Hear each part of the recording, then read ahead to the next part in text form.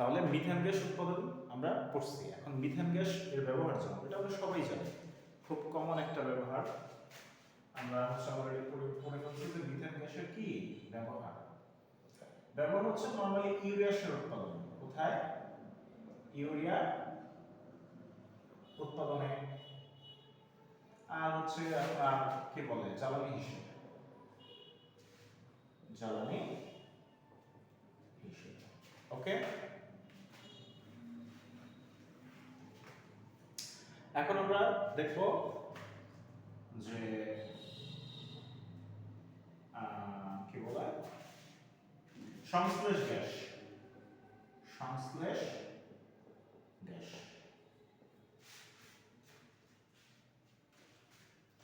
যেটাকে বলে কি সিনথেটিক গ্যাস। সেটা কেন? এটা হচ্ছে আপনি 1 মোল মিথেন গ্যাস নেবেন, নেওয়ার পরে এখানে আপনি জলীয় বাষ্প যোগ করবেন। গ্যাস মানে হচ্ছে কি জলীয় বাষ্প যোগ করে আপনি যেটা করবেন যে প্রায় 900 ডিগ্রি সেলসিয়াস তাপমাত্রায় উত্তপ্ত নিকেল প্রবাহক দিয়ে দিবেন। অর্থাৎ নিকেল প্রবাহকের উপর দিয়ে দুইটা গ্যাস চালনা করবেন। চালনা করলে কি হবে? কার্বন আর হচ্ছে আপনার অক্সিজেন, কার্বন মনোক্সাইড গ্যাস তৈরি করবে। ওকে, তারপর হচ্ছে 4টা 6টা হাইড্রোজেন মানে 3 অণু হাইড্রোজেন গ্যাস তৈরি করবে। এই যে গ্যাস মিশ্রণ, এটাকে আমরা বলবো কি সংশ্লেষ গ্যাস। সংশ্লেষ গ্যাস অর্থাৎ 1 অণু কার্বন ডাই অক্সাইড আর 3 অণু হাইড্রোজেনের গ্যাসের সমন্বয়ে যে গ্যাস মিশ্রণ তৈরি হয় তাকে আমরা কি বলবো? সংশ্লেষ গ্যাস। এর ব্যবহার কি?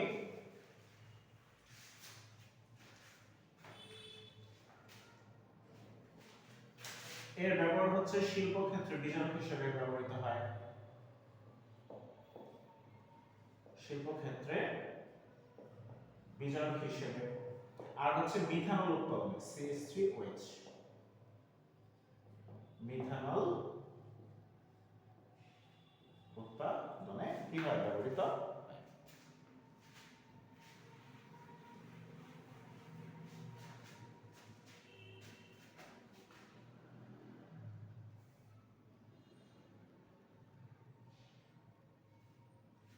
এখন আমরা পড়ব প্রোডিউসার গ্যাস। প্রোডিউসার তারপর হচ্ছে গ্যাস। বলতেছে 1100 ডিগ্রি সেলসিয়াস তাপমাত্রায় উত্তপ্ত হচ্ছে কোক কার্বন আছে না, কার্বন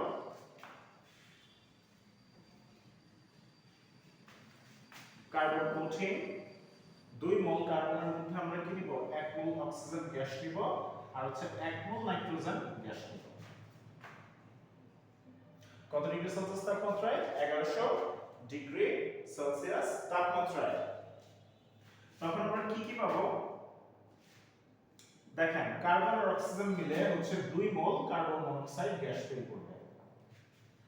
আর হচ্ছে এখানে কি তৈরি করবে? 1 মোল নাইট্রোজেন গ্যাস থেকে যাবে। ভালো করে বোঝেন, 2 মোল কার্বন কঠিন, কার্বনের মধ্যে অক্সিজেন গ্যাস আর নাইট্রোজেন গ্যাস এক মলিকুল করে চালনা করব। 1100 ডিগ্রি সেলসিয়াস তাপমাত্রা উত্তপ্ত করব। উত্তপ্ত করলে পরে হচ্ছে আমাদের কি উৎপন্ন হবে? 2 মোল কার্বন মনোক্সাইড গ্যাস আর হচ্ছে 1 মোল নাইট্রোজেন গ্যাসের মিশ্রণ তৈরি হবে। এই যে গ্যাসের মিশ্রণটা তৈরি হয় এটাকে আমরা বলবো কি প্রোডিউসার গ্যাস। Producer gas.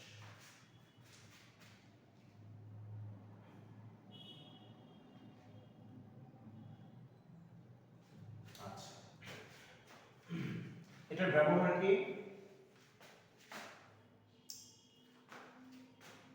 একটু বুঝতে হবে, প্রোডিউসার গ্যাসটা যে পাত্রে উৎপন্ন করা হয় সেই পাত্রটাকে বলা হয়েছে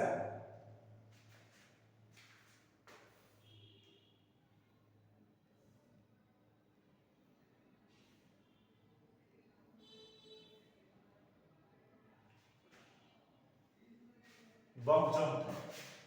বক যন্ত্র যেটা হচ্ছে আপনার এরকম দেখতে, এই যে এরকম টাইপের হচ্ছে ধরেন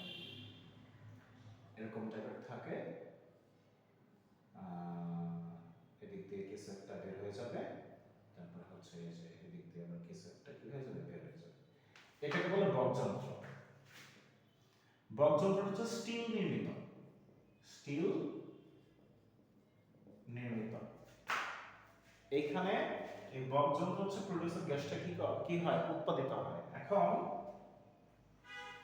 তার মানে বুঝতে হবে যে এটার ব্যবহার হচ্ছে স্টিল বা কাঁচ নির্মিত, কাঁচ নির্মিত হচ্ছে যন্ত্রে কি তাপ উৎপাদনে ব্যবহৃত হয়, তাপ উৎপাদনে ব্যবহৃত হয়। পাশাপাশি ধাতুর বীজাণু হিসেবে ব্যবহৃত হয়, ওগুলো তো আছে। তবে এটা হচ্ছে একটু ডিফারেন্ট ক্যারেক্টার ব্যবহারে।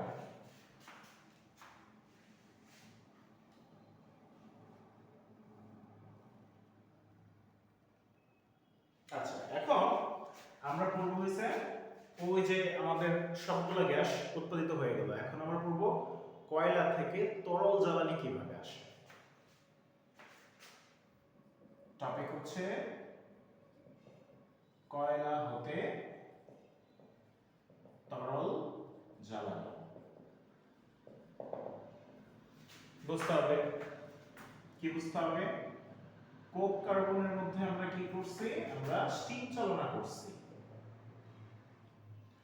স্টিম চালনা করলে পরে আমার 1400 ডিগ্রি সেলসিয়াস তাপমাত্রায় কি দিছে, কার্বন মনোক্সাইড গ্যাস উৎপন্ন হয়েছে আর হচ্ছে হাইড্রোজেন গ্যাস উৎপন্ন হয়েছে সমমোলার, মানে সমাণুরিক। এটা হচ্ছে ওয়াটার গ্যাস। এখন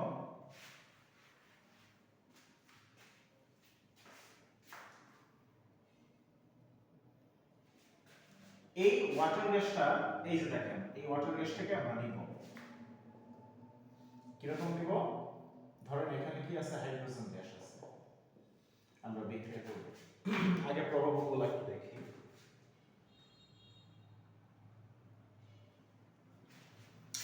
দুইশো ডিগ্রি সেলসিয়াস তাপমাত্রা দিবেন, 5 থেকে 10 অ্যাটমসফিয়ার চাপ দিবেন, আর হইছে 200 ডিগ্রি সেলসিয়াস তাপমাত্রায় উত্তপ্ত কোবাল্ট প্রভাবকের উপর দিয়ে এই দুটো গ্যাসকে চালনা করে দিবেন। কোবাল্ট চালনা করে দিলে কি হবে, এখানে একটু বুঝতে হবে, n মোল যদি কার্বন মনোক্সাইড আসে তাহলে এখানে হচ্ছে 2n প্লাস 1 মোল হাইড্রোজেন গ্যাস আসবে। বলতেছে একটা উদাহরণ দিয়ে। তাহলে কি উৎপন্ন হবে, আমার এখান থেকে অ্যালকেন উৎপন্ন হবে, CN H2n প্লাস 2। এটা হচ্ছে অ্যালকেন গ্যাস উৎপন্ন হবে, আর হচ্ছে আমাদের n মোল পানি তৈরি হবে।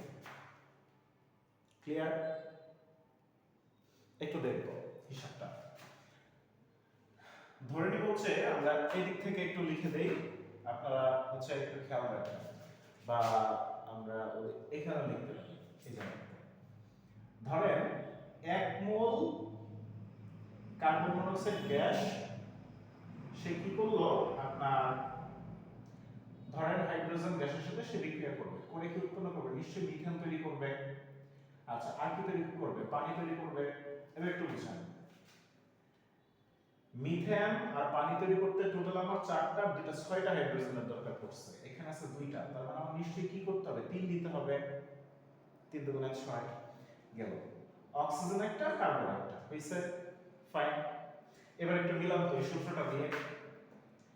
এটা ধরেন হচ্ছে 1 মোল হচ্ছে n মোল।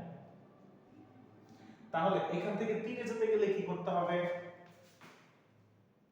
এইখানে আসতে হবে না, 2n plus 1, that means 1 মোল কার্বন মনোক্সাইডের n হচ্ছে 1, তার মানে 2 into 1, 2 plus 1, 3, 3 মোল হাইড্রোজেন আমার এখানে চলে আসবে। বুঝতে পারছি? মনে হয় না পরিষ্কার হয়েছে? আরেকটা উদাহরণ আমরা দিচ্ছি। এখানে বলতেছে n মোল কার্বন মনোক্সাইড আমার অবশ্যই 2n plus 1 মোল হাইড্রোজেন গ্যাসের সাথে কি করবে, গ্যাসের সাথে আমার হচ্ছে বিক্রিয়া করে CnH2n plus 2 নামক অ্যালকেন তৈরি করবে, আর হচ্ছে আমার n মোল পানি তৈরি করবে। ওয়েট, ধরো কার্বন মনোক্সাইড আর হচ্ছে হাইড্রোজেন আসলো, ধরো এটা হচ্ছে CH3 বন্ড CH3 আর হচ্ছে পানি তৈরি করলো, এটা মানে হচ্ছে ইথেন। ইথেন হচ্ছে এক ধরনের অ্যালকেন, একটু বুঝতে হবে। এখানে কার্বন কয়টা আছে? কার্বন হচ্ছে দুইটা, কার্বন তিনটা তিনটা ছয়টা হাইড্রোজেন আছে। ওকে, এবার এই সংকেতে মিলান। n মানে হচ্ছে কার্বন সংখ্যা, তাহলে কার্বন সংখ্যা কত? 2, C2, এই যে C2, H 2 into 2 plus 2 মানে 2 দুগুণে 4 আর 2 6, হাইড্রোজেন 6টা, হাইড্রোজেন 6। অর্থাৎ যে কোনো অ্যালকেনকে, মিথেন ইথেন প্রোপেন বিউটেন, যে কোনো অ্যালকেনকে বের করতে গেলে আপনি এই সাধারণ সংকেত দিয়ে বের করে ফেলতে পারবেন, CmH10 plus 2। এখন এটা কিভাবে আসবে? সমতাটা আগে করি এই জায়গায়, যে এখানে যেহেতু কার্বন দুইটা আছে না, এখানে তো কার্বন অনেকটা আছে, তাহলে এখানে কি করতে হবে? অবশ্যই 2 দিতে হবে। দিলাম, দিলে হচ্ছে দুইটা কার্বন চলে আসলো। এবার দেখেন হাইড্রোজেন কয়টা আছে? তিনটা তিনটা ছয়টা আর দুটা আটটা আছে। এখানে হাইড্রোজেন কত? দুইটা, তাহলে 8 এ গেলে কি করতে হবে?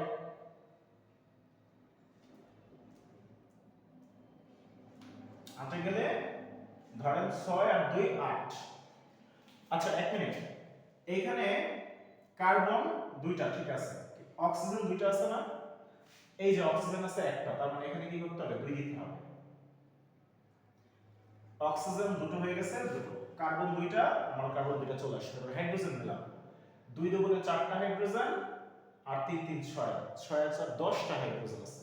অর্থাৎ এখানে আমার 5 গুণ দিলে পরে 5 নং হাইড্রোজেন দিলে 10 নং হাইড্রোজেন হয়ে যাবে, বুঝছে? এবার সংকেতের সাথে মিলান। ধরেন 2 হচ্ছে n, 2 হচ্ছে n, তাহলে 5 কি হবে? 2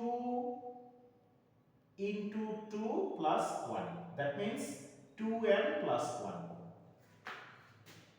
2 into 2 plus 1, যদি গুণে 4 রাখে 5।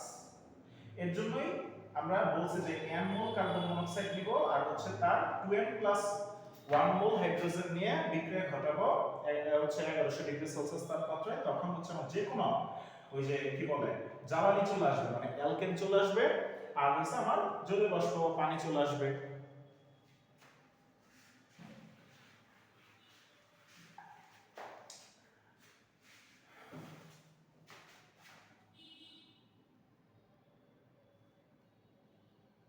সরি, এই যে আমরা বিক্রিয়াটা করলাম, একটু আমরা ইনফরমেশন ভুল দিছি যে n মোল কার্বন মনোক্সাইড আর হচ্ছে 2n প্লাস 1 মোল হচ্ছে হাইড্রোজেন গ্যাস, এটা হচ্ছে 200 ডিগ্রি সেলসিয়াস তাপমাত্রায়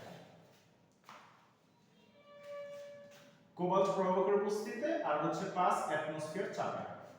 তখন গিয়ে আমার কি হয় যে বিভিন্ন অ্যালকেন তৈরি হয় আর হচ্ছে আমার পানি তৈরি হয়। এটাই হচ্ছে আমার জ্বালানি। এই পদ্ধতিটার নাম হচ্ছে ফিশার-ট্রপস পদ্ধতি। ফিশার-ট্রপস পদ্ধতি।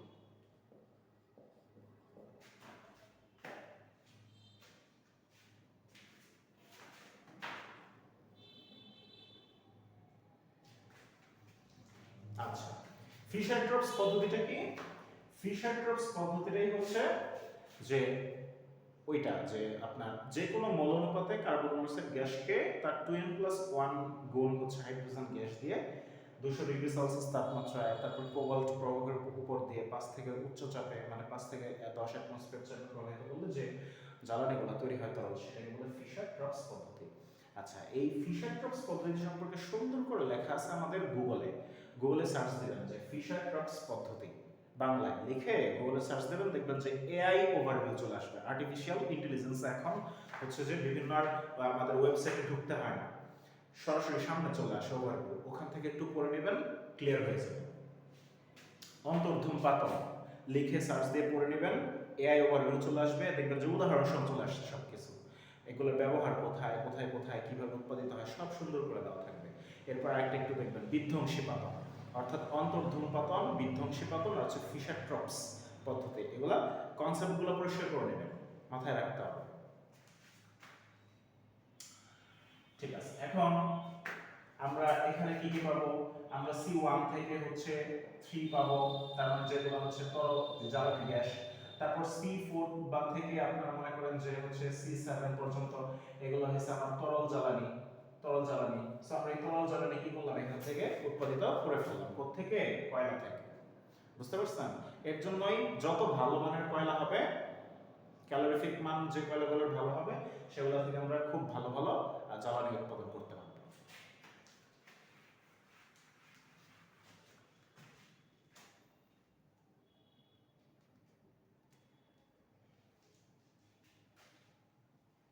আচ্ছা, এবার আসি এলপিজি জিনিসটা কি। এলপিজি বুঝতে পারছেন?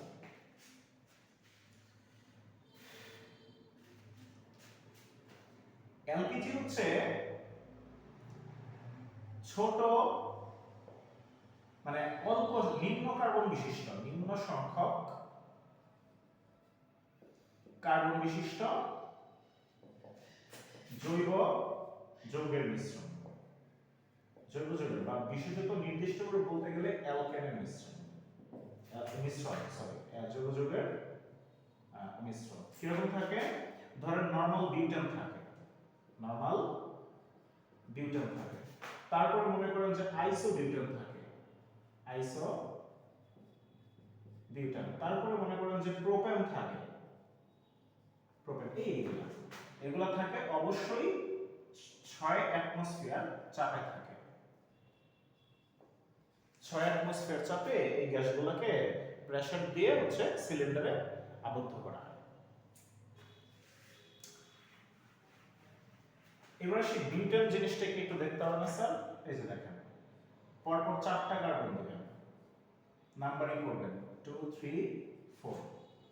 এবার বাদ বাকি সব হাইড্রোজেন দিয়ে ফিল আপ করে দেবেন। একটা হাত আছে চতুর্যোজ্যতা ফিল আপ করার জন্য 3টা লাগবে, দুইটা হাত আছে 2টা লাগবে, দুইটা আছে 4 ফিল আপ করার জন্য 2 লাগবে, একটা আছে 3 লাগবে। এইটা হচ্ছে আমার C4, তারপর 3 2 5 7 আর 3 10 H10।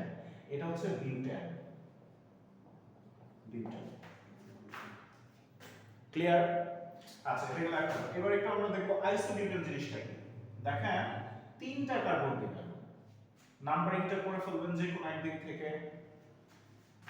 এবার মধ্যের যে CH2 মূলকটা আছে সেটা যে কোনো একটা কার্বনের, মানে মধ্যের কার্বনের উপরে বা নিচ দিয়ে নিয়ে যাবেন। ধরেন আমরা হচ্ছে উপরে দিয়ে দিলাম CH2।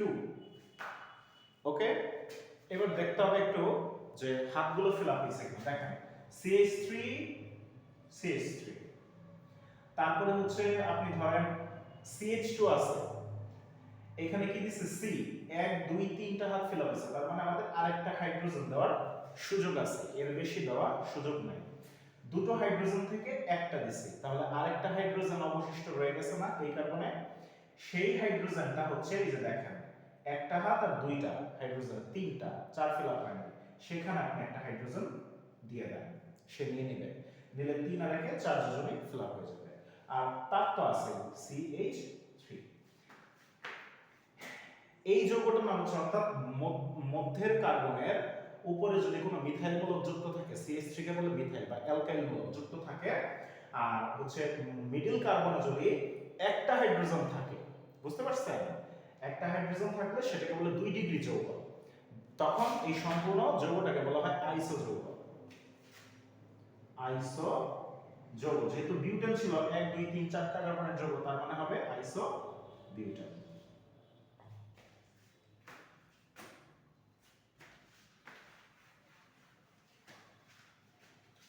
তাহলে আমরা প্রোপেন আঁকতে পারি। প্রোপেন মানে হচ্ছে 3 কার্বনের অ্যালকেন, এভাবে দিয়ে দিবেন, তারপর হচ্ছে যে কোনো একদিক থেকে নাম্বারিংটা করে ফেলবেন, এরপর হচ্ছে চতুর্যোজ্যতা ফিল আপ করে দিবেন। দুইটা হাত আছে 4 বানানোর জন্য আর 2 লাগবে, একটা হাত আছে 4 বানানোর জন্য 3 লাগবে। এটা হচ্ছে কি প্রোপেন।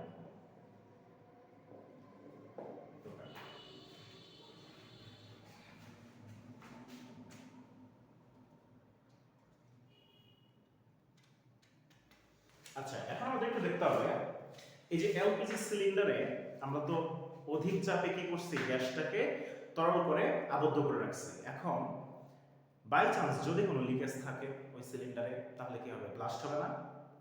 এটা চেক করার জন্য কি করতে হবে? এলপিজি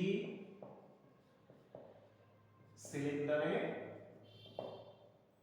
লিকেজ আছে কিনা, লিকেজ আছে কি না পরীক্ষা করার জন্য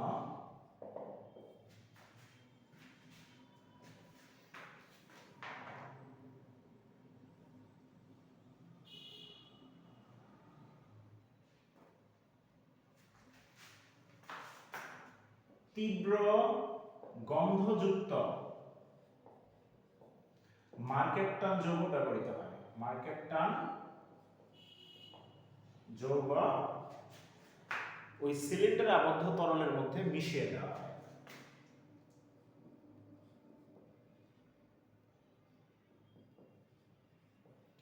সিলিন্ডারে আবদ্ধ তরলে মিশিয়ে দেওয়া হয়।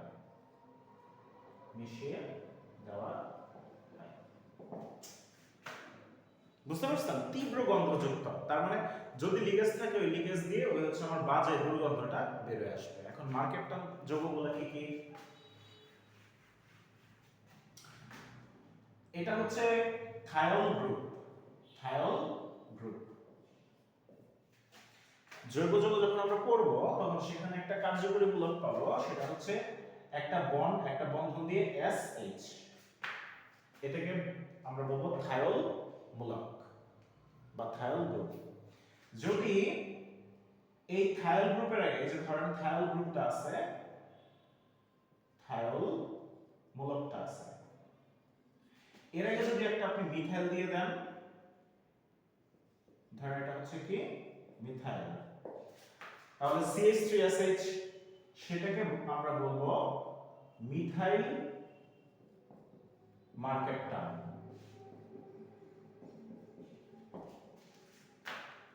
এটা হচ্ছে তীব্র একটা গন্ধ আছে। এরপর হচ্ছে যদি আমরা এরকম করি যে C2H5 একটা ইথাইল মূলক দিয়ে দেই, তারপরে অ্যাসিড দিয়ে দেই, তখন সেটাকে আমরা বলবো ইথাইল মার্কেপটাইল।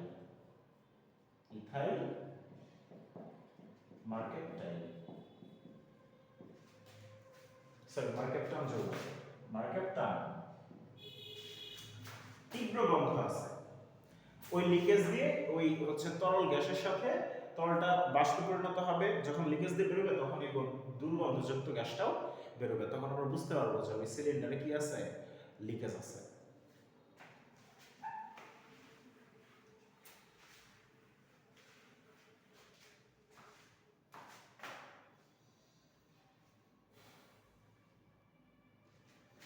আচ্ছা, এখন আমরা একটা জিনিস সম্পর্কে একটু জানবো যে বাত্তা চুল্লি কি? বাত্তা চুল্লি এই জিনিসটা এটার ইংরেজি হচ্ছে আপনার ব্লাস্ট ফার্নেস। মনে আছে গতকালকে আমরা যেটা হচ্ছে এরকম রিটোর্ট বলছিলাম যে এরকম হচ্ছে আপনার একটা রিটোর্ট বলছিলাম যে এখানে হচ্ছে আপনার প্রকোষ্ঠ থাকে,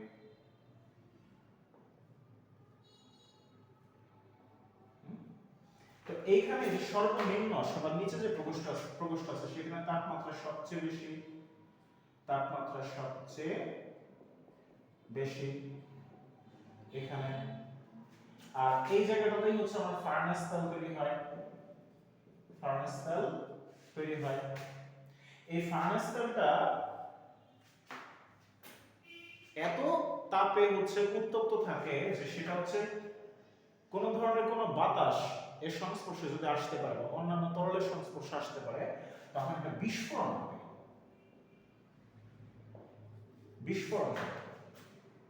সে টোটালি বিস্ফোরিত হয়ে যাবে। তো এই তাহলে বাত্তা চুল্লির এই জায়গাটাতে হয়, ঠিক আছে? তো এই বৈশিষ্ট্যটাকে নিয়ে আপনার হচ্ছে পুরা যে যন্ত্রটা আছে সেটাকে নামকরণ করা হয়েছে যে বাত্তা চুল্লি। এটা কেন আমরা আলোচনা করব? এটা হচ্ছে আলোচনা করব বিভিন্ন আকৃতি থেকে খনিজ পদার্থ মানে ধাতুগুলোকে পৃথক করে না, সবগুলা হচ্ছে এই বাত্তা চুল্লিতে উত্তপ্ত করা হয়। বা হচ্ছে আলকাত্রা থেকে যেভাবে কোল গ্যাস আলাদা করে বা বেনজিন আলাদা করে, মিথেন, পেট্রোল, ডিজেল এগুলো আলাদা করে, সবগুলো হচ্ছে বাত্তা চুল্লি দিয়ে কি করা হয়, আলাদা করা হয়। এর জন্য এটা হচ্ছে আমাদের মানে আলোচনার একটা গুরুত্বপূর্ণ অংশ।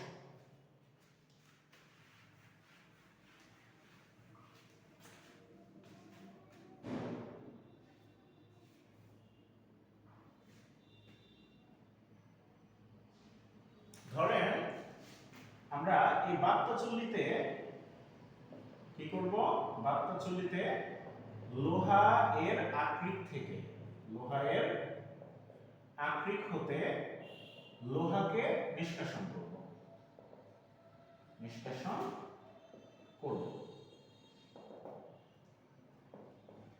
তাহলে এটার উপায়টা কি? উপায়টা হচ্ছে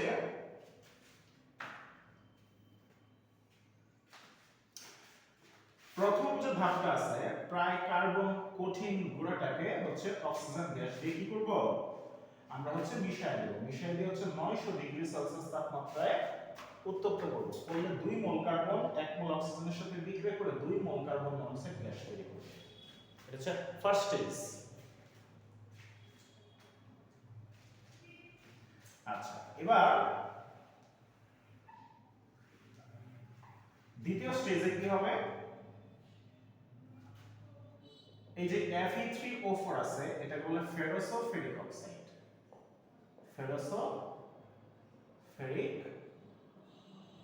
অক্সাইড। এইখানে হচ্ছে আমার এই কঠিনটাতে কার্বন মনোক্সাইড গ্যাসটা চলে আসবে। আসার পরে কি তৈরি করবে, ডাইরেক্ট এখান থেকে আমার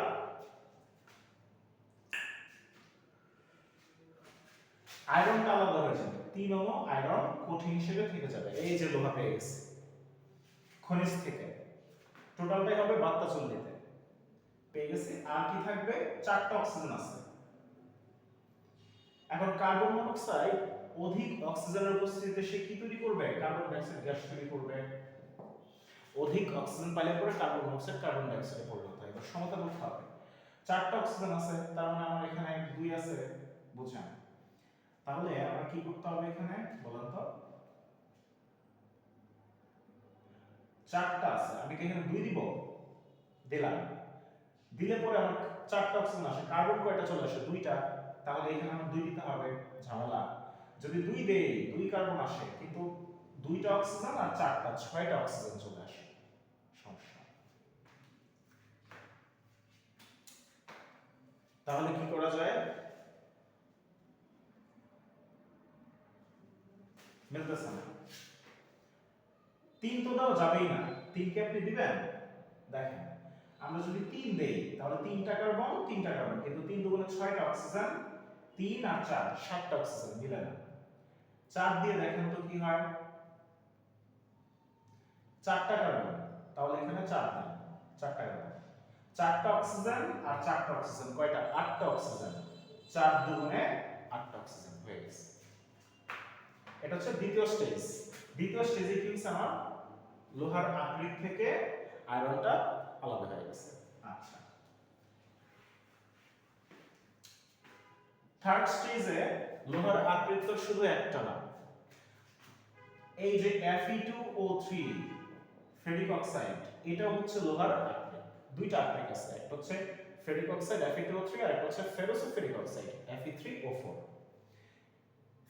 Fe2O3 ফেরিক অক্সাইডের আয়রনের যার মান হচ্ছে +2, আর হচ্ছে আপনার +3, এখানে তার যার মান হচ্ছে +3। আর ফেরোসোফেরিক অক্সাইড হচ্ছে F মানে এই ফেরিক অক্সাইডের সাথে Fe2O3 এর সাথে হচ্ছে আপনার N মোল পানি যুক্ত থাকে, যেটা হচ্ছে মরিচা, ফেরিক অক্সাইড।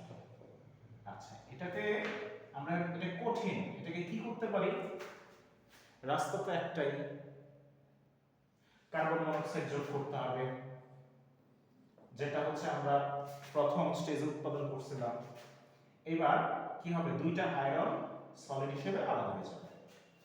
যাওয়ার পরে কি হবে, নিশ্চয়ই কার্বন ডাই অক্সাইড গ্যাস সৃষ্টি হবে। এবার সমতা করলে 3টা অক্সিজেন আছে, তো 3 দিলে তো সমস্যা, দাও তো একটু 3টা 3, তার মানে 3 দুগুণে 6, এখানেও 3 দাও, তাহলে 3টা অক্সিজেন 6টা অক্সিজেন, 3 অণু কার্বন 3 অণু কার্বন, ঠিক আছে। অর্থাৎ ফেরিক অক্সাইড থেকে 3 মোল কার্বন ডাই অক্সাইড উৎপন্ন হয় আর ফেরোসোফেরিক অক্সাইড থেকে 4 মোল কার্বন ডাই অক্সাইড উৎপন্ন হয়। আর হচ্ছে ফেরিক অক্সাইড থেকে 2 মোল আয়রন ধাতু নিষ্কাশিত হয়, ফেরোসোফেরিক অক্সাইড থেকে হচ্ছে আমাদের 3 মোল আয়রন ধাতু নিষ্কাশিত হয়। এই সম্পূর্ণ বিক্রিয়াগুলো হচ্ছে বাত্তা চুল্লিতে করা হয়। এটাই হচ্ছে আপনার কি বলে আকরিক থেকে হচ্ছে এই খনিজ ধাতুকে হচ্ছে পৃথকীকরণ পদ্ধতি।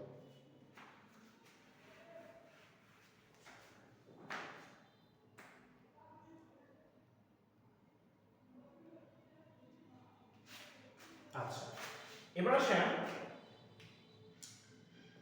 আয়রনের দুইটা আকরিক যেটা আমরা করছি, কিন্তু একটা জিনিস করি নাই। একটা হচ্ছে Fe2O3 আর একটা হচ্ছে Fe3O4। এটাকে কি বলে? এটাকে বলতেছে ফেরিক অক্সাইড, ফেরিক অক্সাইড। আর এটাকে বলতেছে ফেরোসোফেরিক অক্সাইড, ফেরোসোফেরিক অক্সাইড। আচ্ছা, আমরা এখন আমাদেরকে যেটা জানতে হবে, এই ফেরিক অক্সাইডের আবার আলাদা একটা নাম আছে।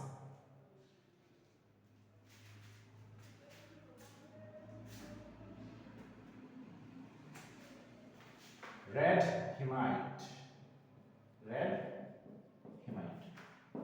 আর Fe3O4 এর আলাদা একটা নাম আছে, সেটা হচ্ছে ম্যাগনেটাইট, ম্যাগনেটাইট। ওকে, ঠিক আছে। এখন বিষয়টা হচ্ছে যে এই যে বাত্তা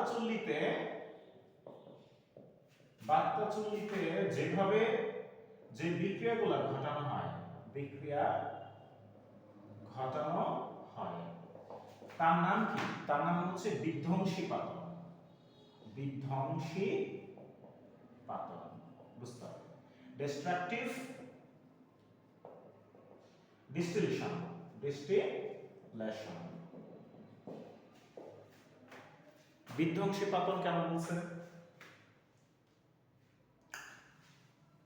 ধরেন Fe3O4 থেকে কার্বন মনোক্সাইড থেকে আমরা হচ্ছে 3 মোল Fe আর হচ্ছে কি বলে 4 মোল কার্বন ডাই অক্সাইড সৃষ্টি করলাম,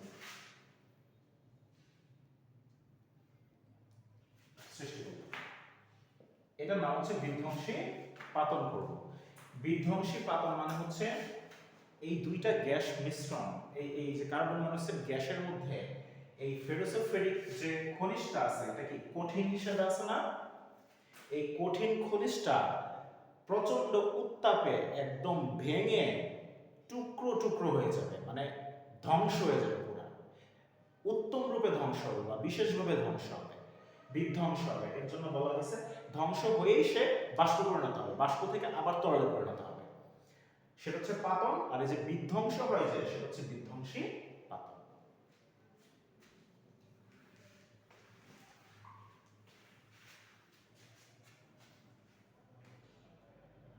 ও আচ্ছা, আরেকটা কথা আমরা বলে নেই, আলোচনা করে নিই, শোনান।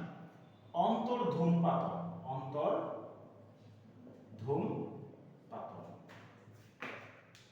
এরপরে হয়েছে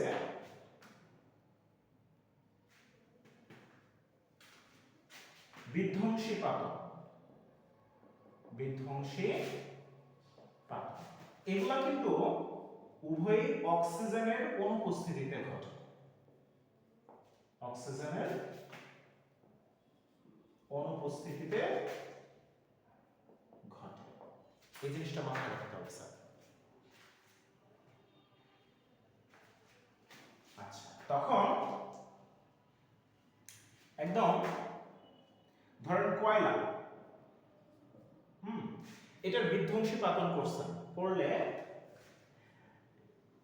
সর্বনিচের স্তরে, সর্বনিচের স্তরে হচ্ছে একদম দানাদার কঠিন কিছু গুঁড়া গুঁড়া অংশ পড়ে থাকে, কালো কালো কালো দানাদার অংশ পড়ে থাকে, যেটা হচ্ছে কঠিন, সেটাকে বলা হয় পিচ। কি বলা হয়? পিচ। এই পিচটাই রাস্তায় কি করে, রাস্তা বানানোর সময় তোমার হচ্ছে কার্পেটিং এ দিয়ে দেওয়া হয়। বুঝতে পারছি?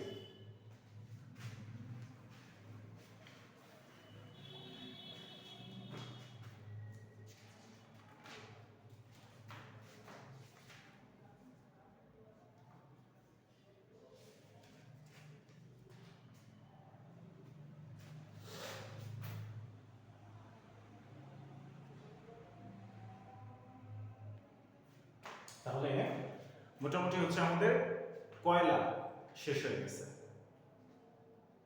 এখন আমাদের পরবর্তী আলোচনার বিষয় হচ্ছে টাইপ 3। টাইপ 3 হচ্ছে ইউরিয়া। ইউরিয়া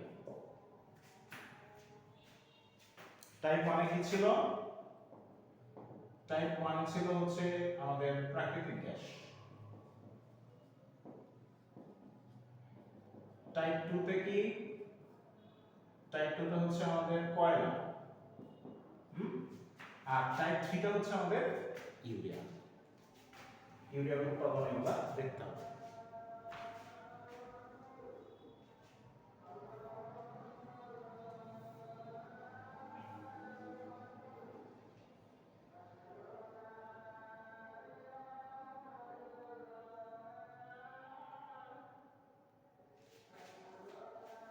আচ্ছা, ইউরিয়া উৎপাদন দুই প্রকার, মানে দুইটা ভাবে করা হয়। ইউরিয়া উৎপাদনের ধাপ হচ্ছে দুইটা। কয়টা? দুইটি। বুঝছেন? প্রথম ধাপে যে আমরা কাজটা করব সেটা হচ্ছে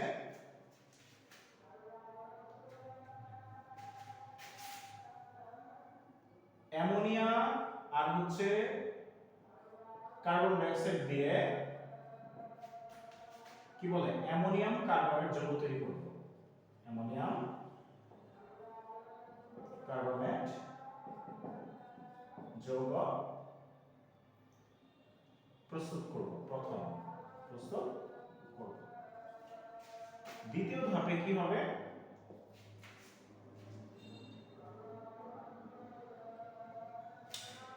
এই যে অ্যামোনিয়াম কার্বনেট যে যৌগটা আছে না, সেটা হবে এর নিরোধন হবে।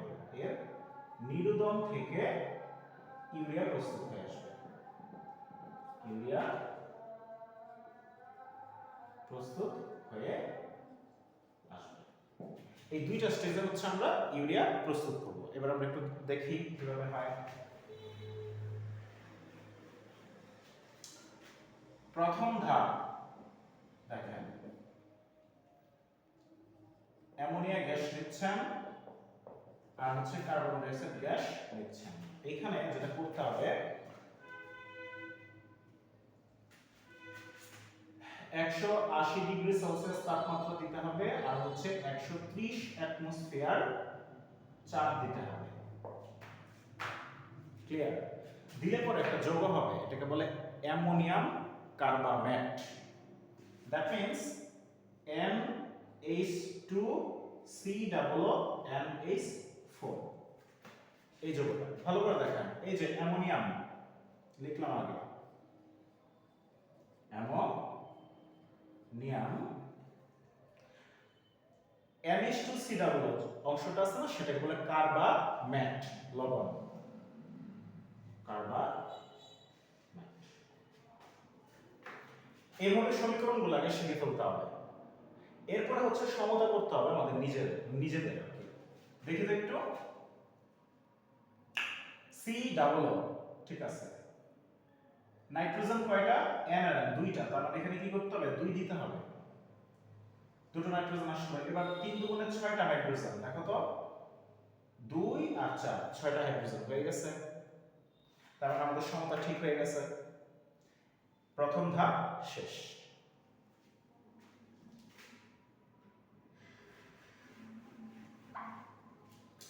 এখন আসবো দ্বিতীয় ধাপে।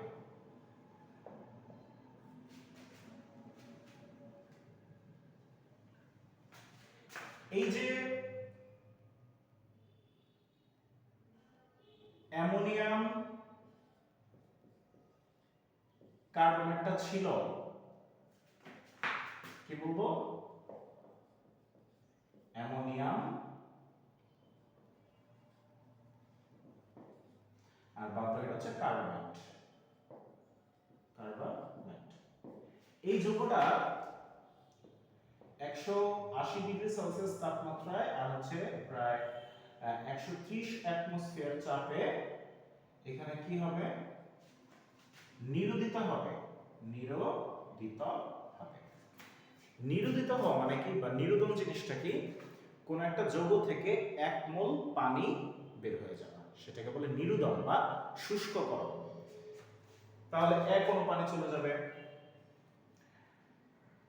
H2M থাকলো, এইখান থেকে একটা অক্সিজেন বাদ দিয়ে দাও, একটা অক্সিজেন বাদ দিয়ে দিলাম। আর এই যে NH4 আছে, এখান থেকে দুইটা হাইড্রোজেনকে সরিয়ে দাও। অ্যামোনিয়াম থেকে দুটো হাইড্রোজেনকে কি করব আমরা, সরিয়ে দিব। এই যে দুটো হাইড্রোজেন আমরা দিয়ে দিলাম পানি। তাহলে এখানে কি রয়ে গেল, শুধু CO রয়ে গেল। আর NH4 থেকে দুটো হাইড্রোজেন সরিয়ে গেলে থাকবে হচ্ছে NH2। এটা হচ্ছে ইউরিয়া।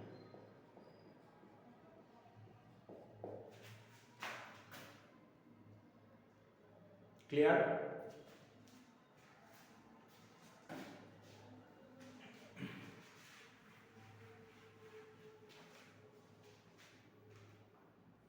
এখন আমাদের দেশে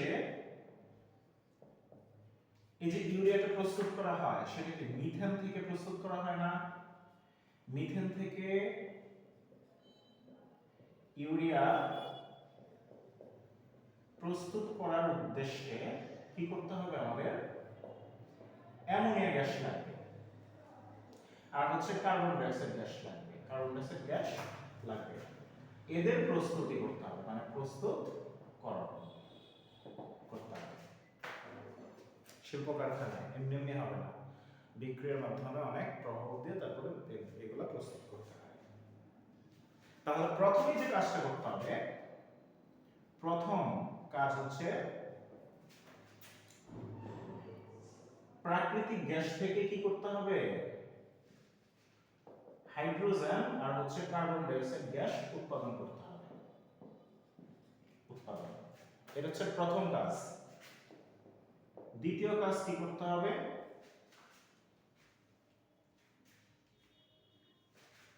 এই যে হাইড্রোজেন আর হচ্ছে বায়ুতে থাকা যে নাইট্রোজেন আছে, এদের মিশ্রণে অ্যামোনিয়া উৎপাদন করতে হবে।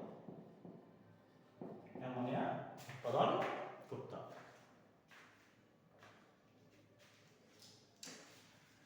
লাস্ট স্টেজে কি করতে হবে, শেষ বা তৃতীয় ধাপ, তৃতীয় কাজ হচ্ছে আমাদের এই অ্যামোনিয়া আর হচ্ছে কার্বন ডাই অক্সাইড থেকে ইউরিয়া প্রস্তুত করতে হবে। ইউরিয়া প্রস্তুতকরণ। ক্লিয়ার?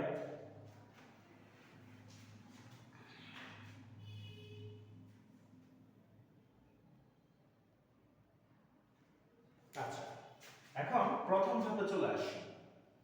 কি বলতেছে, প্রাকৃতিক গ্যাস থেকে হাইড্রোজেন ও হচ্ছে কার্বন ডাই অক্সাইড উৎপাদন। হ্যাঁ, এটা প্রথম ধাপ হচ্ছে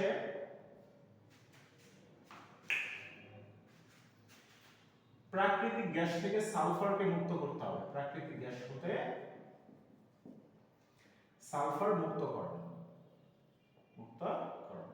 সালফার কিন্তু মারাত্মক দূষক, জৈব দূষক। তার মানে হচ্ছে প্রথম ধাপ হচ্ছে প্রাকৃতিক গ্যাস থেকে আমাদের সালফারটাকে মুক্ত করে দিতে হবে। কিভাবে মুক্ত করে দিতে হবে একটু বুঝেন।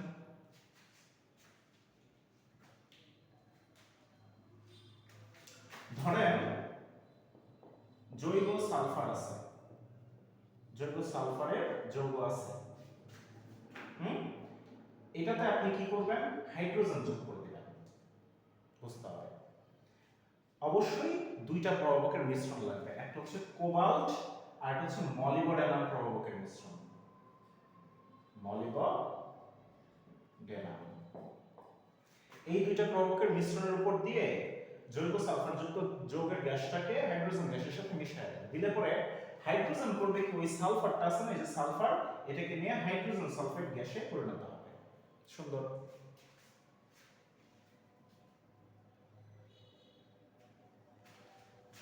Hydrogen sulphur sulphide gas. আর হচ্ছে আমার ওখানে কি তৈরি করবে, ওই যে সম্পৃক্ত হাইড্রোকার্বন, সম্পৃক্ত হাইড্রোকার্বনটা থেকে যাবে। সম্পৃক্ত হাইড্রোকার্বন কোনটা, ওই যে জ্বালানিগুলো থেকে যাবে। মানে হচ্ছে আমার জৈব জ্বালানিগুলো আমার থেকে যাবে। বাস। এবার আসেন হাইড্রোজেন সালফেটটা আছে, এটা অনেক দুর্গন্ধযুক্ত না?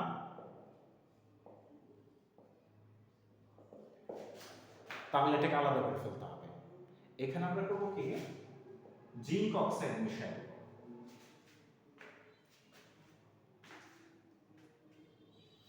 দিলে পরে করবে কি, জিঙ্ক সালফার মিলে জিঙ্ক সালফাইড নামক একদম ভিন্নধর্মী নতুন উৎপাদে পরিণত হবে, কোনো দুর্গন্ধ থাকবে না। আর হচ্ছে আমার হাইড্রোজেন আর অক্সিজেন মিলে হচ্ছে পানি তৈরি করবে। ক্লিয়ার? আর কি রয়ে গেল আমার, হচ্ছে দুর্গন্ধ মুক্ত ও সালফার মুক্ত হাইড্রোকার্বন। এটাই তো আমাদের দরকার। প্রথম ধাপ শেষ।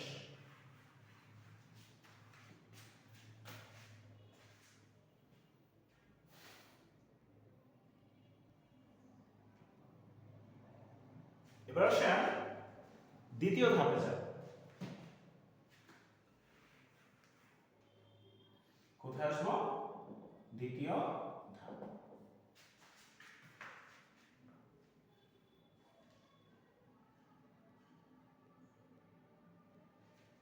দ্বিতীয় ধাপটা কিরকম হবে, যে মিথেন গ্যাসটার মধ্যে আপনি 2 মোল স্টিম চালনা করে দেবেন। স্টিম চালনা করে দিবেন। এটা হচ্ছে ভালো করে দেখেন, 450 ডিগ্রি সেলসিয়াস তাপমাত্রায় উত্তপ্ত নিকেল প্রভাবক আছে না, ওই প্রভাবকের যে পাইপ আছে, নিকেল দিয়ে হচ্ছে তৈরি করা পাইপ, ওই 450 ডিগ্রি সেলসিয়াস তাপমাত্রায় লাল টকটক করতেছে নিকেল, ওইটার মধ্য দিয়ে হচ্ছে মিথেন গ্যাস আর 2 মোল স্টিম চালনা করে দিবেন। চালনা করলে কি হবে, কার্বন আর এই যে দুইটা অক্সিজেন মিলে হবে এক অণু কার্বন ডাই অক্সাইড গ্যাস। আর হচ্ছে 4টা হাইড্রোজেন আর কি আছে, এখানে 4টা হাইড্রোজেন মানে 8টা হাইড্রোজেন, মানে 4 অণু হাইড্রোজেন গ্যাসে পরিণত হবে। ক্লিয়ার? আবার কার্বন ডাই অক্সাইডও চলে আসলো, হাইড্রোজেন গ্যাসও চলে আসলো।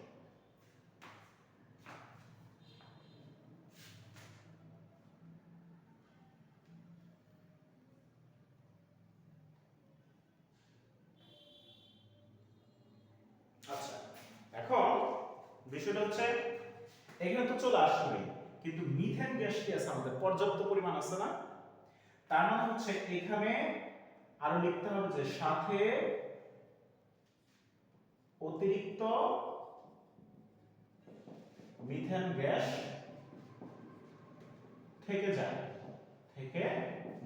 বাস, থাকুক, আমাদের দ্বিতীয় পর্যায় শেষ হয়ে গেল। এবার হচ্ছে তৃতীয় পর্যায়ের ব্যাপারগুলো নিয়ে আমরা দেখব, বা তৃতীয় ধাপে। এবার শুধু তৃতীয় ধাপ।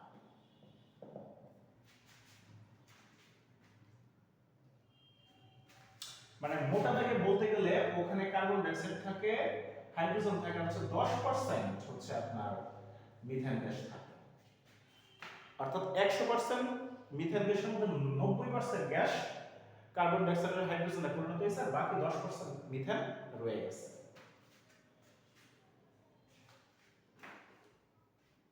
এবার হচ্ছে যেটা হবে এখানে 2 অণু হাইড্রোজেন গ্যাস কি করবে, 1 অণু অক্সিজেন গ্যাসের সাথে বিক্রিয়া করে 2 অণু স্টিম উৎপন্ন করবে বা জলীয় বাষ্প, এই যে স্টিম উৎপন্ন করবে।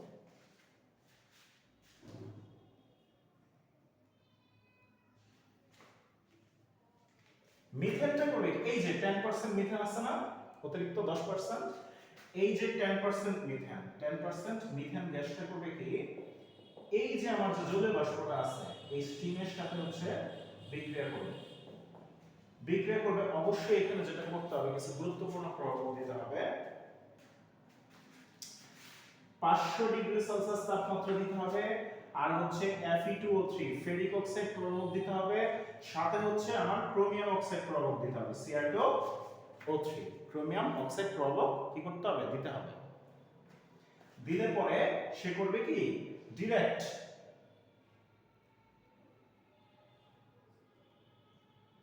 Carbon die oxide gas CO2 আর হচ্ছে 4টা বিটা মানে 4 অণু হাইড্রোজেন গ্যাসে পরিণত হবে। এই যে কার্বন ডাই অক্সাইড গ্যাস উৎপন্ন হয়ে গেছে আমাদের, ক্লিয়ার? ঠান্ডা মাথায় বুঝতে হবে। এখন কার্বন ডাই অক্সাইড গ্যাসটা কি আমার অধিক গ্যাস মিশ্রণে মেশানো আছে না, এটাকে এখন কি করতে হবে, আমাদের আলাদা করতে হবে না? তাহলে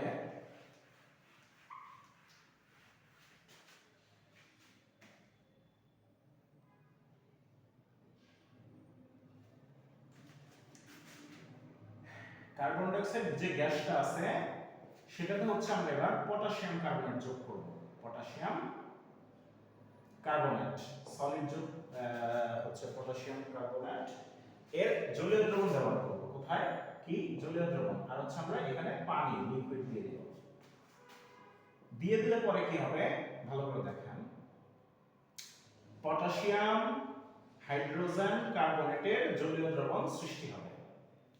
এটা হচ্ছে পটাশিয়াম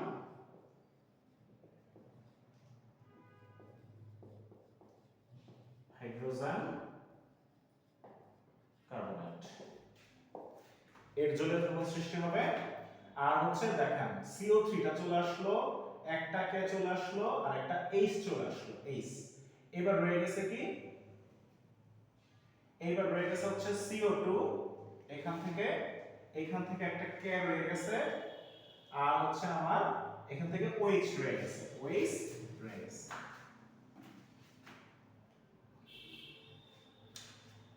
এগুলো দিয়ে তো আর কোনো যোগ হয় না, করতে পারি না। একটা কাজ করুন তো, এই জায়গায় 2 দিয়ে দেন তো, দেখেন তো কি হয়। পটাশিয়াম 2টা, হাইড্রোজেন 2টা, কার্বন 2টা, কার্বন একটা, আর এই যে একটা 2টা, 3 দুগুণে 6টা অক্সিজেন, এই যে 2 আর 3 5 আর একটা 6 অক্সিজেন। ক্লিয়ার? এই পটাশিয়াম হাইড্রোজেন কার্বনের জলীয় দ্রবণটাকে, তরলটাকে এখন আমরা আলাদা করে নিয়ে আসবো। ওখানেই আমার উৎপন্ন কার্বন ডাই অক্সাইডটা রয়ে গেছে। তাহলে একটু বুঝেন তো, এখানে 10% কি ছিল, মিথেন, তারপর ছিল কার্বন ডাই অক্সাইড, আর তারপর ছিল হাইড্রোজেন। ভালো করে বুঝতে হবে, এখান থেকে 10% মিথেন আলাদা বিক্রিয়া করে হচ্ছে নষ্ট করে ফেলছি, মানে বাদ চলে গেল, অর্থাৎ এটা নাই। কার্বন ডাই অক্সাইড গ্যাসটাকে কি করছি, পটাশিয়াম কার্বনেট, পটাশিয়াম হাইড্রোজেন কার্বনেটকে তরল হিসেবে আলাদা করে নিয়ে গেছি, বাস। এখন রয়ে গেল কে, হাইড্রোজেন গ্যাস রয়ে গেছে। আচ্ছা, এবার আসেন ফোর্থ স্টেজে বা চতুর্থ ধাপ। এই যে হাইড্রোজেন গ্যাস, এটা 3 মোল আসবে, আর বাতাসে কি আছে, বাতাসে 78% কি আছে, নাইট্রোজেন গ্যাস আছে। ওকে, ওটার 1 মোল আসবে, এসে সুন্দর করে হচ্ছে আমার কি তৈরি করবে, 2 মোল অ্যামোনিয়া গ্যাস সৃষ্টি করবে। ক্লিয়ার? হাইড্রোজেন গ্যাস উৎপাদন হয়েছে, কার্বন ডাই অক্সাইড পাইছি, অ্যামোনিয়া পাইছি। এখন অ্যামোনিয়া আর কার্বন ডাই অক্সাইড থেকে ইউরিয়া প্রস্তুত করে ফেলব। তাহলে প্রথম অংশটা হচ্ছে 4টা ধাপে সম্পন্ন হয়ে গেল, আর দ্বিতীয় অংশটা হচ্ছে ইউরিয়া প্রস্তুত করা।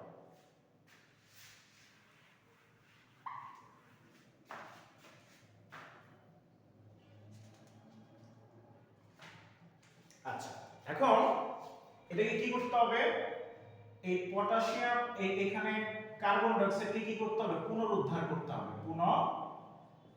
পুনরুদ্ধার করতে হবে। কি করছিলাম, পটাশিয়াম হাইড্রোজেন কার্বনেট এর জলীয় দ্রবণ হিসেবে আমরা আলাদা করে নিয়ে গেছিলাম গ্যাস মিশ্রণ থেকে। এবার হচ্ছে এইখান থেকে আবার সে আসবে, এসে পটাশিয়াম কার্বনেটে জলীয় দ্রবণে পরিণত হবে, তারপর কার্বন ডাই অক্সাইড কি হবে, গ্যাসটা বিমুক্ত হয়ে যাবে, আর হচ্ছে লিকুইডটা আলাদা হয়ে যাবে। পাইছি, পেয়ে গেছি।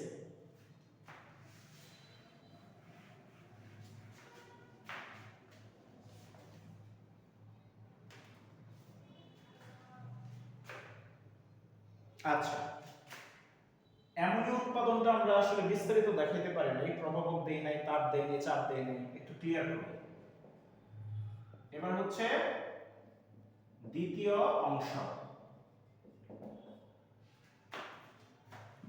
প্রথম ভাগ করেন ইউরিয়া উৎপাদনের ক্রম তিনটি, প্রধানত দুইটি যথা কি, প্রথম ক্রমটা হচ্ছে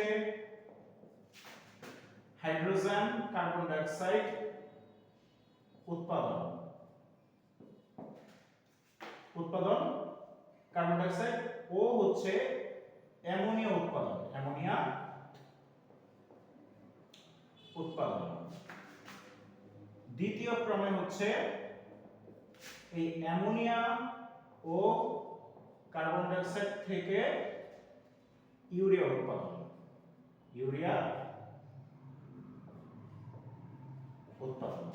ক্লিয়ার? এর মধ্যে প্রথম ক্রমের এই দুটো উৎপাদন করতে পারছি, এখন আমরা ইউরিয়াটা উৎপাদন করব, এরপর হচ্ছে দ্বিতীয় ক্রমে চলে যাব।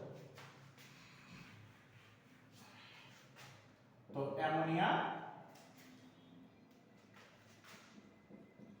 উৎপাদন কিভাবে, এক অণু নাইট্রোজেন গ্যাস 3 মোল হচ্ছে হাইড্রোজেন গ্যাসের সাথে সে বিক্রিয়া করবে, অবশ্যই Fe2O3 ফেরিক অক্সাইড থাকবে না, Al2O3 অ্যালুমিনিয়াম অক্সাইডে মিশ্রিত ফেরিক অক্সাইড থাকবে। 500 ডিগ্রি সেলসিয়াস তাপমাত্রা দিব, আর হচ্ছে 200 অ্যাটমসফিয়ার চাপ দিব। ঠিক আছে, দিলে পরে এখান থেকে 2 মোল কি তৈরি করবে, অ্যামোনিয়া গ্যাস তৈরি করবে। এই যে বিক্রিয়াটার নাম হচ্ছে হেবার-বস পদ্ধতি।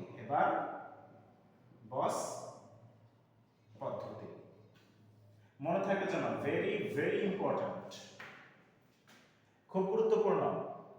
অ্যামোনিয়া উৎপাদন এইসব আয়রন অ্যালুমিনিয়াম অক্সাইড প্রভাবক দিয়ে 500 ডিগ্রি সেলসিয়াস তাপমাত্রা উত্তপ্ত করে 200 অ্যাটমসফিয়ার চাপে 1 মোল নাইট্রোজেন গ্যাসকে 3 মোল হাইড্রোজেন গ্যাসের সাথে উত্তপ্ত করে 2 মোল অ্যামোনিয়া গ্যাস উৎপাদন করার যে পদ্ধতি, সেটাকে বলে হেবার-বস পদ্ধতি। অর্থাৎ হেবার-বস পদ্ধতিতে কি অ্যামোনিয়া উৎপাদন করা হয়, এটা হচ্ছে সবচেয়ে গুরুত্বপূর্ণ একটা আমাদের বিক্রিয়া, রাসায়নিক বিক্রিয়া। এখন চলে আসো দ্বিতীয় ক্রমে। দ্বিতীয় ক্রম কি বলছে, ইউরিয়া উৎপাদন।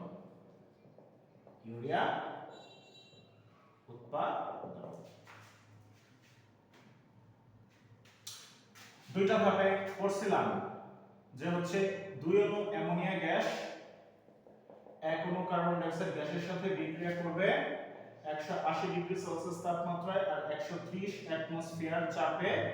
প্রথমেই সৃষ্টি করবে NH2COO মানে অ্যামোনিয়াম কার্বনেট। ওকে, আচ্ছা, আর হচ্ছে জাস্ট এটা অ্যামোনিয়াম কার্বনেট তৈরি করবে। আচ্ছা, এবার আসেন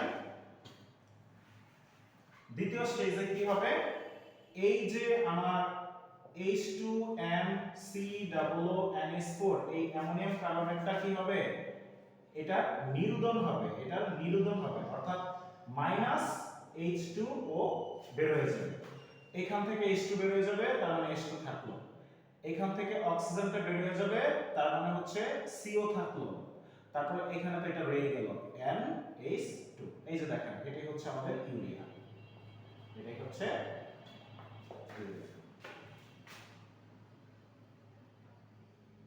পরিষ্কার?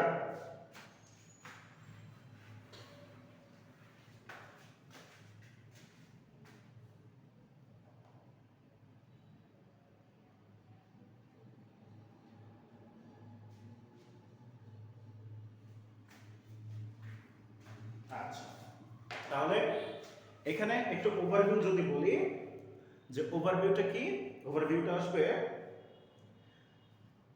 হাজারিনাক্সের বই থেকে বলতেছি, বলা আছে প্রথমে প্রাকৃতিক গ্যাসটাকে নিয়ে এটার থেকে সালফারকে মুক্ত করব, তখন বিশুদ্ধ মিথেন পাওয়া যাবে, মানে সম্পৃক্ত হাইড্রোকার্বন পাওয়া যাবে। ওটাকে এবার 100% স্টিম আছে না, ওখান থেকে স্টিম সহ উত্তপ্ত করবো, করলে পরে ওই মিথেন গ্যাসের 100% থেকে 90% বিক্রিয়া করে সে হচ্ছে কার্বন ডাইঅক্সাইড আর হাইড্রোজেন গ্যাসে পরিণত হবে, বাকি 10% মিথেন গ্যাস থেকে যাবে। এবার এটাকে হচ্ছে বাতাসের অক্সিজেন দ্বারা কি করব, আবার জারিত করব, করলে পরে আপনার হচ্ছে কার্বন ডাইঅক্সাইড, তারপর হচ্ছে হাইড্রোজেন গ্যাস, আর সাথে কিছু পরিমাণ পানি উৎপন্ন হবে, হলো। আর হচ্ছে এখানে আলাদা করে বাতাসে কি আছে, আমার নাইট্রোজেন গ্যাস আছে না, ধরেন 78% নাইট্রোজেন গ্যাসটা চলে আসবে। আচ্ছা, কার্বন ডাইঅক্সাইডটাকে এখন কিভাবে আলাদা করব? পটাশিয়াম কার্বনেটের জলীয় দ্রবণ দিয়ে দিব, সে পটাশিয়াম হাইড্রোজেন কার্বনেট রূপে কার্বন ডাইঅক্সাইডকে নিয়ে তরল দ্রবণ হিসেবে বের হয়ে যাবে। আর রয়ে গেল কি হাইড্রোজেন, এখানে হচ্ছে ওই যে বাতাসে পড়ে থাকা 78% মিশে থাকা নাইট্রোজেন যে গ্যাস আছে, সেখান থেকে 3 মোল নাইট্রোজেন গ্যাস আসবে, এসে 1 মোল হাইড্রোজেনের সাথে বিক্রিয়া করবে আয়রন আর হচ্ছে অ্যালুমিনিয়াম অক্সাইড প্রভাবকের উপস্থিতিতে, প্রায় হচ্ছে 500 ডিগ্রি সেলসিয়াস তাপমাত্রা আর 200 অ্যাটমসফিয়ার চাপে, তখন সে হ্যাবারবস পদ্ধতিতে অ্যামোনিয়া তৈরি করবে। এরপর অ্যামোনিয়া আর কার্বন ডাইঅক্সাইডকে মিশিয়ে দিয়ে হচ্ছে অ্যামোনিয়াম কার্বামেট, আর অ্যামোনিয়াম কার্বনেট প্রস্তুত হওয়ার পর সেটা থেকে নিরোধনের মাধ্যমে ইউরিয়া প্রস্তুত হয়ে যাবে। এটা হচ্ছে এই যে আমাদের এই বক্সে, আমাদের হাজারিনাক্সের বইয়ের বক্সে, বইয়ে এই যে দেখেন এখানে ওভারভিউ হিসেবে সুন্দর করে দেওয়া আছে।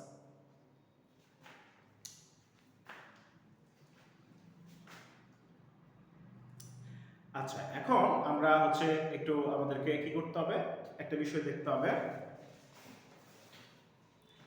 এই যে আমরা পড়ছি বিভিন্ন সার উৎপাদন করতেছি, অ্যামোনিয়া উৎপাদন করতেছি, কার্বন ডাইঅক্সাইড উৎপাদন করতেছি, এগুলো নিয়ে আমাদের কাজটা কি হবে? আমাদের হচ্ছে জমির উর্বরতা বাড়ানোর জন্যই তো হচ্ছে মূলত আমাদের হিসাব নিকাশ। তো এই দিক থেকে চিন্তা করতে গেলে নাইট্রোজেন, তারপর হচ্ছে ফসফরাস, আর হচ্ছে পটাশিয়ামের সার, এইগুলো হচ্ছে খুব দরকারি, খুব প্রয়োজনীয় জমির উর্বরতা বৃদ্ধির জন্য, জমির উর্বরতা বৃদ্ধির কি জন্য। আচ্ছা, এখন নির্দিষ্ট করে একটু বলা আছে ব্যাপারগুলা, যে ধরো নাইট্রোজেন ঘটিত সার, তারপর হচ্ছে ফসফরাস ঘটিত সার, এরপর হচ্ছে পটাশিয়াম ঘটিত সার। এরা কি করে?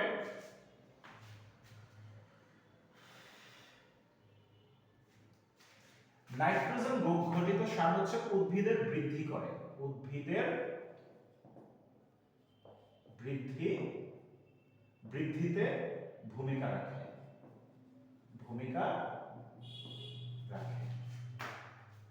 পটাশিয়াম ঘটিত সার কি করে? মূলের বৃদ্ধিতে ভূমিকা রাখে, মূলের বৃদ্ধিতে ভূমিকা রাখে। পটাশিয়াম ঘটিত সার কি করবে? সেটা হচ্ছে ফুল ফল ধারণে ভূমিকা রাখবে। কি করে? ভূমিকা রাখে। প্রত্যেকটার আলাদা করে কাজ আছে, প্রত্যেকটার আলাদা করে কাজ আমরা যেন হচ্ছে শিখে নেই। ক্লিয়ার? একজনের কাজের মধ্যে আরেকজনের কাজ যেন আমরা না দিয়ে দিই।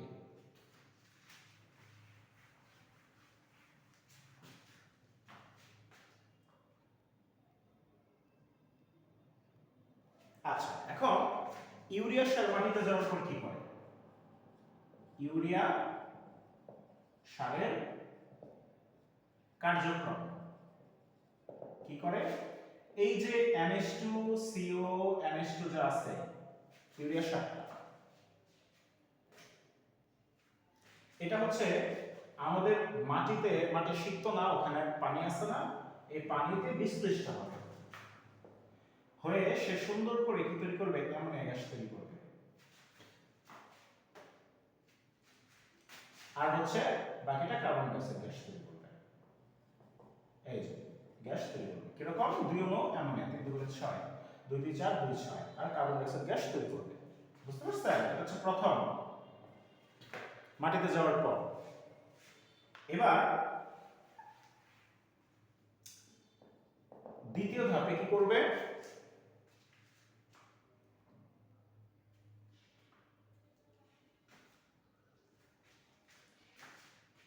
ওই যে উদ্ভিদের মাটিতে কি আছে, মাটিতে এক ধরনের ব্যাকটেরিয়া আছে নাইট্রোসোমোনাস, নাইট্রোসোমোনাস ব্যাকটেরিয়া আছে। ক্লিয়ার? এরা কি করবে, এই যে অ্যামোনিয়াটাকে সে হচ্ছে অক্সিজেন দ্বারা মিশায় ফেলবে, মিশায় ফেললে যেটা আসবে সেটা হচ্ছে HNO2, নাইট্রাস অ্যাসিড গঠন করবে,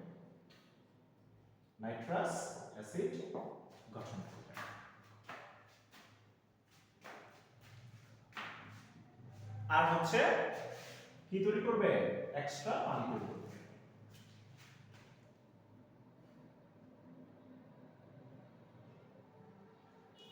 এবার বোঝা গেছে, ইউরিয়া অ্যামোনিয়াতে বিভক্ত হবে প্রথম ধাপে, তারপর দ্বিতীয় ধাপে নাইট্রোসোমোনাস ব্যাকটেরিয়া মাটিতে থাকে, সেটা করবে কি, অ্যামোনিয়াকে অক্সিজেন দিয়ে নাইট্রাস অ্যাসিড আর পানিতে পরিণত করবে। এবার হচ্ছে তৃতীয় ধাপে চলে আসুন। তৃতীয় ধাপে হচ্ছে এই যে নাইট্রাস অ্যাসিডটা আছে, এটাতে মাটিতে হচ্ছে নাইট্রিফাইন ব্যাকটেরিয়া আছে,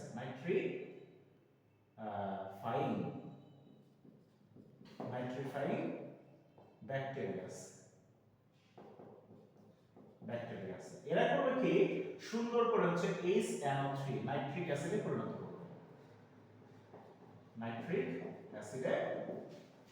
পরিণত করবে, বুঝতেছি? চতুর্থ ধাপে কি হবে, চতুর্থ ধাপ হচ্ছে এই যে নাইট্রিক অ্যাসিডটা আছে, এটা হচ্ছে মাটিতে থাকা চুন আছে না, ক্ষার ধর্ম মাটিতে আছে না, ওই মাটিতে থাকা হচ্ছে চুন, এই যে মাটিতে বিদ্যমান চুন যা ক্ষারত্ব বৃদ্ধি করে, মাটির কি করে, ক্ষারত্ব বৃদ্ধি করে, সেটা হচ্ছে আপনার কি তৈরি করবে, এখানে হচ্ছে এই যে ক্যালসিয়াম, সুন্দর করে হচ্ছে 2 মোল আসবে নাইট্রিক অ্যাসিড, এখান থেকে নাইট্রেট 2টাকে নিয়ে লবণ তৈরি করবে, ক্যালসিয়াম নাইট্রেট, নিরপেক্ষ লবণ, প্রশমন বিক্রিয়ায় অ্যাসিড আর ক্ষার মিলে হচ্ছে প্রশমন বিক্রিয়ায় লবণ আর পানি উৎপন্ন করে, আর হচ্ছে আমরা কি তৈরি করবে, পানি তৈরি করবে। অর্থাৎ এটা হচ্ছে লবণ,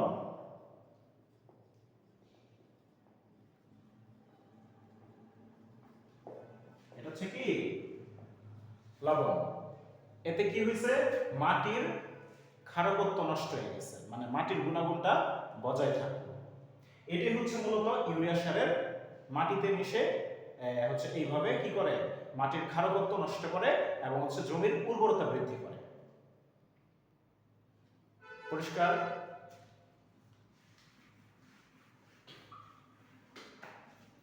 মোটামুটি আমাদের হচ্ছে এই কয়েকটা ক্লাসে প্রাকৃতিক গ্যাস, তারপর হচ্ছে কয়লা, আর হচ্ছে ইউরিয়া উৎপাদন শেষ হয়ে গেল। পরবর্তী ক্লাসে হচ্ছে আমরা কি করব, কাঁচ উৎপাদনের বা গ্লাস উৎপাদনের মূলনীতি আছে না, সেটা আমরা পড়বো, ধীরে ধীরে আমরা পড়তে থাকবো। ততক্ষণ পর্যন্ত সবাই সুস্থ থাকবা, ভালো থাকবা, এই প্রত্যাশায় বিদায়।